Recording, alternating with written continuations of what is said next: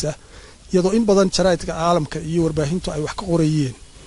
waxaan leenahay horta marka hore base maxay tahay airportka Berbera waxa weeyaan airportyada ugu dhaadheer Afrika waxaan u maleynayaa mid ka dheeriba inaanu jirin airport caalamiya oo taqaaniin oo dawladaha waaweyn ee quwadaha adduunka ugu waaweyn ee super powersku ay isu bedeli jireen marka waa airportka sida qiimaha u leh isaga iyo dekadiisa ku xidhani Somaliland assetska ugu waaweyn ee nimcooyinka Ilaahay siiyo ugu waaweyn ee ay haysto weeyaan waana waxyaabaha aynu ku gorgortamaynay ee aynu ku doonaynay markaan hadii goor ka hadlaynaa oo ubuucdi adduunkeenu naalaa meel strategic aynu naalaa waxaynu naalaa meesha waa meelaha aynu ku doonaynay inuu itraaf ku doono su'aal baa markaa maanta imanaysa dadkeenu way filayeen in mar uun dawladii inay weydiisan doonaan markaa muxuu inba lababa is saarayo laba tagooga waliga isba saarin dadkeenu in Mareykan iyo Ruush iyo China iyo dalal la midihi ay ina weydiistaan oo dibatana ay itraaf ku halka ka gorgortano de waa la filayay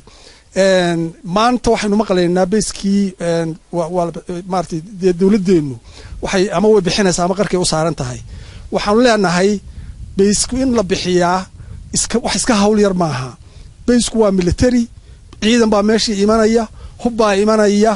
miisaankii istiraatiijiga ahaa ciidamada ee gobolkaas waxbuu ka bedelayaa cadaawad buu ku abuuri karaa haddii beed maayo marka labada dadku danbay leeyihiin dadka baysaska bixiya dalka waa laga bixiyaa baysaska laakiin dalku iyo dadkiisu danbay leeyihiin dantaasu wax weeyaan ama waa dhaqaale buuran oo maanta de waxaynu oran karnaa abaarahan iyo haddii beed oo dululka ina haysta dhaqaale buuran oo malaayiin kun oo ama bilyan ah miyuu soo gelayaa ilaa waxaynu bedelaynaa oo lala wareegayaa wixii ugu qiimaha badnaa ee dalkan maanta uu haystay ee waliba shaqeynayay maaha waxa buucdiisa ku jiray petrolka iyo maaha waxa ugu qiimo badanayna maanta hayno waxa kale inoo abuuri karaa su'aalo aynu u baahano dalkeenu dood in laga galato oo dadka la soo dhaxdhigo oo golayaashiisa la soo dhaxdhigo aynu banaanka timaado oo aan hudheela dabadood lagu dhamaynin muxuu saameyn ku leeyahay nabadgelyadeenii iyo haddii beed maayo deganaanshaheennii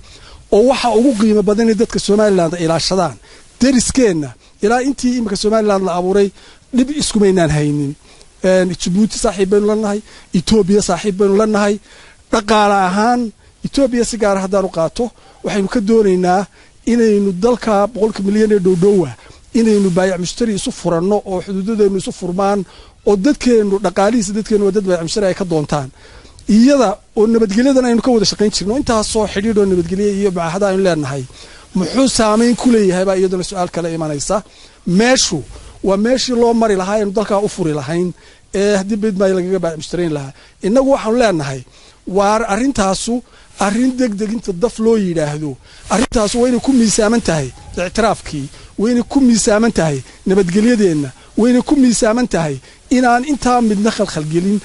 mucaahadooyinka iyo waxaynu dadka hadii gool deriskeena la galay intaba way ku miisaaman tahay way ku miisaaman tahay nooca uu hataa yahay saddex weeye baysasku mid ka Djibouti oo kale oo Mareykanku waa iska isticmaalo markuu u baahdo isticmaalo mid xiriyaha la isku darsado ciidamada oo la iskaashado oo hadii beed maayo training iyo laga helo iyo mid joogto ah keebo xataa noqonaya kaleeyna weydiistay ilaa maanta garan mayno 25 sanadood baa joornaalada warbaahinta ku qoran 25 sanadood waa badan tahay oo meel mugdiya oo sidii hadii beed maayo dekada shalayto lagu saxeexay sidii oo kale ka qiimo badan nabadgelyadeennii iyo dhaqaalaheennii iyo mustaqbalkii aynu filaynay ayuu hadii beed maayo saameyn ku yeelanaya waxaanu leenahay hal la joojiyo yaan lagu degdegin hal laga wada tashado banaanka hal loo soo